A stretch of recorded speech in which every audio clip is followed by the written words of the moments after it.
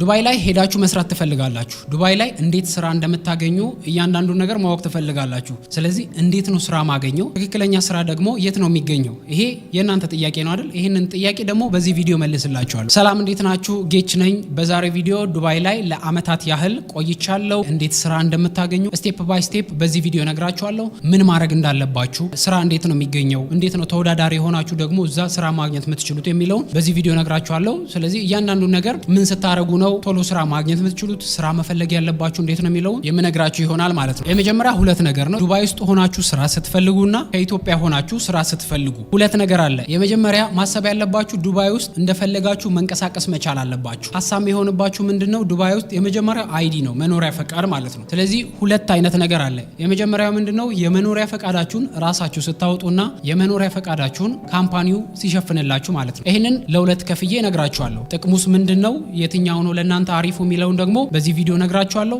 እናንተም ደግሞ አይታችሁ ትወስናላችሁ ማለት ነው። ሁለት አይነት አለ። የመጀመሪያው መኖሪያ ፈቃዳችሁን ራሳችሁ ስታወጡ፣ ይሄኛው መኖሪያ ፈቃድ ማለት ይሄኛው አይዲው ማለት ነው። አይዲ በራሳችሁ እንዴት ነው የምታወጡት? አይዲ የሚያሰሩ ካምፓኒዎች አሉ። ነገር ግን አይዲ ስታወጡ ምንድነው መጠንቀቅ ያለባችሁ? የሚታመኑ ድርጅት መሆን መቻል አለበት። ከተወሰኑ አመታቶች በኋላ ካምፓኒውን ዘግተው የሚጠፉ ድርጅቶች አሉ ማለት ነው። ስለዚህ እናንተ በመሃል ውሃ እንዳይበላችሁ አይዲውን በሚታወቅ ድርጅት ብታወጡ ማለት ነው። እሱን እዚሁ ኢትዮጵያ መሆናችሁ ማድረግ ትችላላችሁ፣ ዱባይ ሄዳችሁ ማድረግ ትችላላችሁ። ሌላኛው ሁለተኛው ደግሞ አይዲ ካምፓኒ ሲሸፍንላችሁ ማለት ነው። አይዲ ካምፓኒ የሚሸፍንላችሁ እንዴት ነው? ከዚህ የሆናችሁ የተለያዩ ዌብሳይቶች ላይ ሲቪያችሁን አስገብታችሁ አፕላይ ልታደርጉ ትችላላችሁ። ካምፓኒው ሲጠራችሁ ሜቢ በአንድ ወር ቪዛ ወይ ደግሞ በአንድ ወር ላይበቃችሁ ይችላል። በሁለት ወር ቪዛ ከዱባይ ከወጣችሁ በኋላ እዛው ዱባይ ኢንተርቪው ተጠርታችሁ ከገባችሁ በኋላ ለዛ ስራ ብቁ መሆናችሁን ካምፓኒው ካረጋገጠ በኋላ አይዲ ይሰራላችኋል ማለት ነው። ይሄ ትንሽ ቻሌንጅ አለው። በራሳችሁ አይዲ ስታወጡና ካምፓኒ አይዲ የሚያወጣላችሁ ካምፓኒ መፈለግ ማለት ትንሽ ከበድ ይላል ማለት ነው። በራሳችሁ አይዲ አውጥታችሁ ብትሄዱ ይቀላል። ቢኮዝ ኦፍ ከኢትዮጵያ ስትሄዱ የሁለት ወር ቪዛ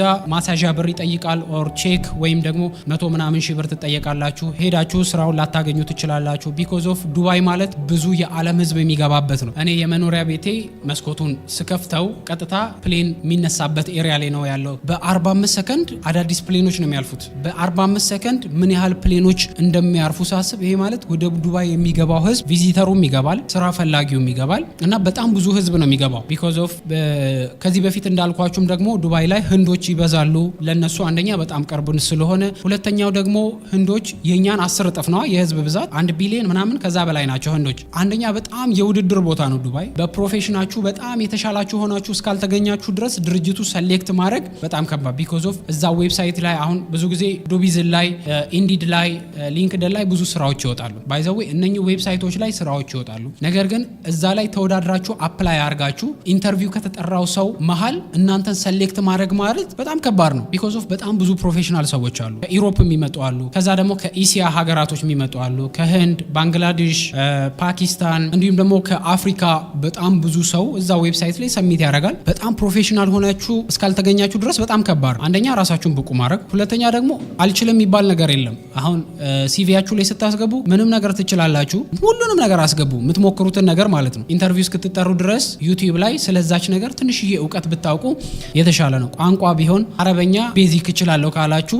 ዩቲዩብ ላይ ሄዳችሁ ለኮሚኒኬሽን ያህል የተወሰነ ቋንቋ ከለመዳችሁ ይሄ ራሱ ሌላ እንግሊዘኛ ብቻ ከሚችለው ሰው የእናንተ ሲቪያችሁ የተወሰነ የተሻለ ነው ማለት ነው። ሲቪያችሁ ላይ ስታስገቡ አንደኛ ብዙ ነገር ልትዋሹ ትችላላችሁ። ኢንተርቪው ላይ ስትጠሩ ግን ለኮሚኒኬሽን ያህል የተወሰነ ዩቲዩብ ላይ መማር መቻል አለባችሁ ማለት ነው። ሁለት መንገድ አለ። የመጀመሪያው አይዲውን አውጥታችሁ ዱባይ ሄዳችሁ ስራ መፈለግ፣ ሌላኛው ደግሞ ዌብሳይቶች ላይ አፕላይ አርጋችሁ ዱባይ ውስጥ ያላችሁ ኢንተርቪው ስትጠሩ ልክ እንደዛ ማለት ነው። ሌላኛው ደግሞ ከኢንዲድ ከዱቢዝል ከሊንክድን ባሻገር ደግሞ ሌሎች ስራዎች ላይ ዞራችሁ መፈለግ መቻል አለባችሁ። የሆኑ ቦታዎች የሚለጠፉ አሉ። ያንን እየገባችሁ ኮሚኒኬት ማድረግ መቻል አለባችሁ ማለት ነው። ዱባይ ስራ ለማግኘት አንደኛ ቅድም እንዳልኳችሁም ሲቪያችሁን በደንብ ቢውልድ ማድረግ መቻል አለባችሁ። አልችልም የሚባል ነገር የለም። የተወሰነ የምትሞክሩት ነገር ካለ እዛ ላይ አድ አርጉት። አንድ ጓደኛዬ ከ2 ወር በፊት የገባው አለ። እንግሊዝኛ ፍሉዌንትሊ በደንብ ይችላል። አረቢክ ቤዚክ ብሎ አስገብቷል። ሌላ ቻይነኛ ደግሞ ኢንተርሚዲየት እንደዛ ብሎ አስገብቷል። ሌላም ቋንቋ እንደዚህ አድ አርጓል ማለት ነው። የተወሰነ ዩቲዩብ ላይ የምትሞክሩት ነገር ከዚህ በፊት የሆነ ስራ ሰራ ነበረ ምናምን ብላችሁ ማስገባት ትችላላችሁ።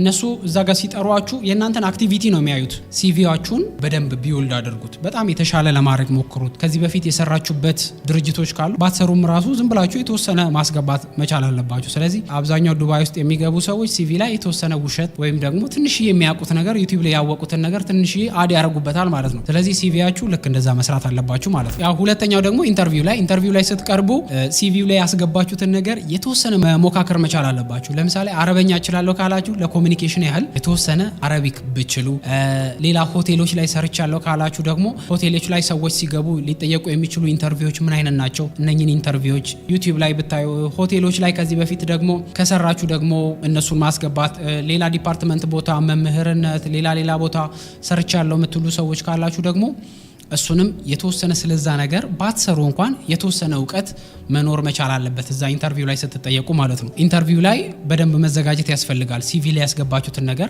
የተወሰነ አውቃችሁ መዘጋጀት አለባችሁ። ሶስተኛው ያው ላንጉዌጅ ነው። እዛ ጋር ኢንተርቪው ላይ ኮሚኒኬት ስታደርጉ ላንጉዌጅ ፐርፌክት መሆን መቻል አለባችሁ ማለት ነው። እዛ ጋር ለኮሚኒኬሽን ያህል በደንብ መግባባት መቻል አለባችሁ ማለት ነው። ቢኮዝ ኦፍ ከዓለም ላይ ዌብሳይቶች ላይ በጣም ብዙ ህዝብ ነው ሰሚት የሚያደርጉት። ስለዚህ እዛ ጋር ሰሌክት የሚያደርጉት በጣም የተሻለውን ሰው ነው። ላንጉዌጅ ላይ ፐርፌክት ብትሆኑ በጣም የተሻለ ነው። አራተኛው ደግሞ ቲክቶክ አካውንት፣ ሶሻል ሚዲያ ላይ ብዙ ጊዜ ዱባይ ውስጥ ትላልቅ ድርጅቶች አሉ። እነኛ ድርጅቶች ሴልሶችን ይፈልጋሉ። ሴልሶች ደግሞ በጣም የሚሸጥላቸውን ሰዎች ይፈልጋሉ። የቲክቶክ አካውንት ቢኖራችሁ በጣም አሪፍ ነው። እኔ ያየሁት ነገር ቢኖር ብዙ ጊዜ ቲክቶክ ላይም ሌሎች ዌብሳይት ላይም ፖስት ሲደረጋ ያለው የተሻለ የቲክቶክ አካውንት ካላችሁ እዛ ጋር ኢንተርቪው ስትጠሩ ለዚህ ድርጅት እናንተ ምን ያህል አስተዋጽኦ ታደርጋላችሁ ሲባሉ እንደዚህ የቲክቶክ አካውንት አለ፣ ሶሻል ሚዲያ ላይ እንደዚህ ይሰራለሁ ምናምን ብላችሁ ብታቀርቡ ሞር በጣም ተፈላጊ ትሆናላችሁ ማለት ነው። ስለዚህ ቢዝነሳችሁን ቲክቶክ ላይ አስተዋውቅላችኋለሁ፣ ይሄን ያህል ኢንጌጅመንት አለኝ፣ ይሄን ያህል ሰው ይከታተለኛል ምናምን ብትሉ ዱባይ ላይ ስራ የማግኘት እንትናችሁ በጣም ሰፊ ይሆናል ማለት ነው። ስለዚህ እነኚህ አሁን የነገርኳችሁን ነገሮች የምታሟሉ ከሆነ ዱባይ ላይ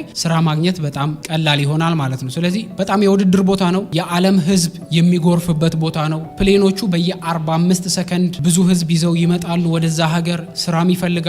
ቱሪስቶች አሉ። ዌብሳይቶች ላይ ስራ አፕላይ የሚያደርጉ ህዝቦች በጣም ብዙ ናቸው። ስለዚህ ዲፓርትመንት ከመረጣችሁ በኋላ እናንተ አፕላይ ስታደርጉ ሲቪ ላይ ምን አድ ማድረግ አለብኝ፣ ምን መጨመር አለብኝ፣ ሲቪ አዘጋጃችሁ በኋላ ሲቪያችሁ ላይ በየቀኑ የሆነ ነገር አድ እያደረጋችሁ መሄድ። ስለዚህ እንደዛ ማድረግ አለባችሁ። ይሄን ይመስላል። መኖሪያ ፈቃድ፣ አይዲ የምትፈልጉ ሰዎች ካላችሁ ደግሞ ከታች ኮሜንት ላይ የቴሌግራም አድራሻችንን፣ የዋትስአፕ ቁጥራችንን እንዲሁም ደግሞ ቴሌግራማችን ላይ ስትገቡ የምታገኙት ይሆናል ማለት ነው። በቀጣይ እስከምንገናኝ ድረስ መልካም ጊዜ ይሆንላችሁ።